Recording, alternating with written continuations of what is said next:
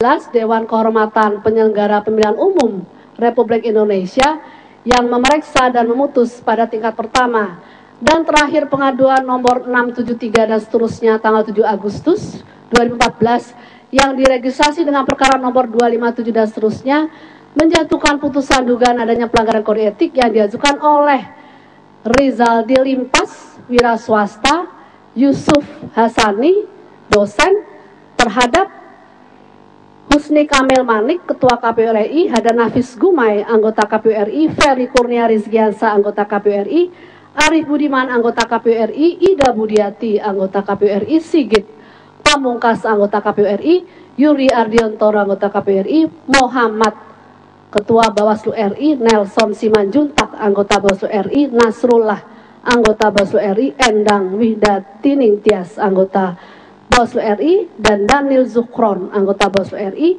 membaca dan mempelajari pengaduan pengadu, memeriksa dan mendengar keterangan pengadu, memeriksa dan mempelajari dengan seksama segala bukti-bukti yang diajukan pengadu dan para teradu. Kemudian langsung masuk ke bagian pertimbangan putusan. Menimbang bahwa pada pokoknya para pengadu mendalilkan para teradu sebagai penyelenggara pemilu telah melakukan pelanggaran kode etik penyelenggara pemilu karena jadwal dan waktu yang ditetapkan tidak memenuhi rasio kesediaan waktu untuk penyelesaian tahapan sehingga memicu ketidakjujuran, ketidakadilan dan ketidakpastian hukum. KPU tidak menyediakan waktu untuk menyelesaikan sanggahan komplain sikap protes bagi pihak yang dirugikan. Tindakan KPU yang membolehkan penggunaan KTP dalam pelaksanaan Pilpres 9 Juli bagi pemilih yang belum terdaftar pada DPT adalah tindakan di luar ketentuan perundang-undangan. Bawaslu ketika menghadiri rapat pleno penetapan hasil Pilpres bersikap diam dan tidak menjalankan fungsinya sesuai tugas yang diamanatkan oleh undang-undang. Bawaslu telah merekomendasikan temuan pelanggaran pemilu yang harus diselesaikan oleh KPU, tapi faktanya ketika sidang pleno penetapan hasil Pilpres, Bawaslu bersikap menerima dan seolah-olah membenarkan tindakan KPU untuk mengabaikan temuan-temuan pelanggaran pemilu yang harus diproses berdasarkan ketentuan perundang-undangan. Menimbang pengaduan tersebut, para teradu ketua dan anggota KPU RI menjawab secara substansi. PKPU lahir sebagai kebutuhan hukum agar pelaksanaan pemilu dapat berjalan baik. Peraturan-peraturan KPU justru sangat sesuai dengan azas penyelenggara pemilu. Peraturan KPU menyangkut DPK, DPKTB adalah untuk memenuhi hak konstitusional warga negara yang telah memenuhi hak pilih. Kebijakan para teradu mempertahankan jadwal penetapan hasil pemilu dan pasangan calon terpilih 22 Juli 2014 telah memperhatikan pendapat Bawaslu yang disampaikan dalam forum rekapitulasi penghitungan suara tingkat nasional. Apabila tidak ada kejadian yang sangat luar biasa, tidak ada alasan bagi KPU untuk menunda penetapan hasil pemilu. Sepanjang pelaksanaan rekapitulasi penghitungan suara tingkat nasional, KPU Provinsi menyampaikan presentasi hasil pemilu dengan penjelasan tidak ada keberatan terkait DPKTB di tingkat TPS, desa, dan kecamatan.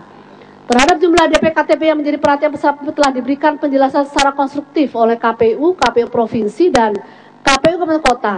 Demikian juga terkait pelaksanaan rekomendasi pengawas pemilu telah ditindaklanjuti oleh jajaran penyelenggara pemilu. Berdasarkan fakta tersebut, tidak ada alasan mengambil kesimpulan adanya kejadian luar biasa untuk menunda penetapan hasil pemilu dan pasangan calon terpilih. Lebih dari itu, sampai dengan akhir rapat rekapitulasi penghitungan suara, tidak ada temuan dan pendapat dari Bawaslu untuk memberikan rekomendasi penundaan penetapan hasil pemilu dan pasangan calon terpilih. Bawaslu bahkan memberi apresiasi pada KPU dan seluruh rekomendasi telah dilaksanakan.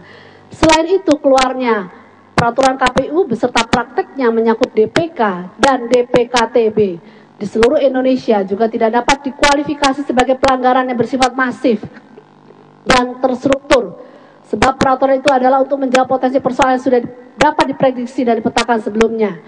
Absennya pengaturan atas potensi masalah menyangkut penggunaan hak pilih justru akan memicu konflik. Memperhatikan fakta tersebut, kebijakan KPU tentang pelayanan pada pemilih dalam penyelenggaraan Pilpres telah sesuai norma etik sebagaimana dimaksud dalam ketentuan pasal 7, pasal 15 huruf A, Peraturan Bersama KPU, Bawaslu, dan DKPP nomor 13 tahun 2012, nomor 11 tahun 2012, dan nomor 1 2012 tentang kode etik penyelenggara pemilu.